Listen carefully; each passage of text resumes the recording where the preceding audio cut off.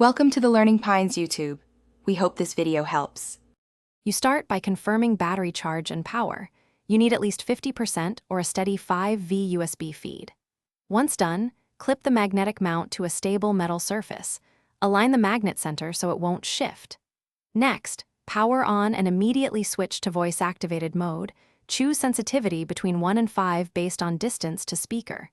You do this because higher sensitivity picks faint sounds but risks noise, while lower sensitivity saves space and battery.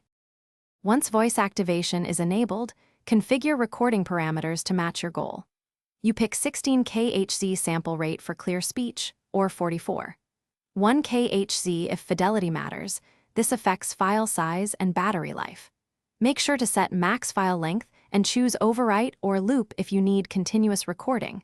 Otherwise, use timed sessions to avoid gaps. Also enable timestamping and a low-cut filter to remove wind and low-frequency rumble, because clean audio saves editing time later. You now deploy and monitor. Place the recorder 1 to 3 meters from the speaker and angle it toward the mouth for optimal pickup. Fewer obstructions mean clearer files. Once running, confirm the LED or companion app shows voice activation triggers.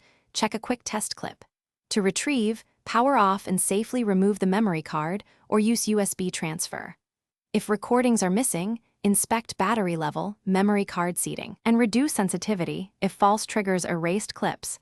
This solves most issues quickly. Thanks for watching. Consider subscribing if we helped you.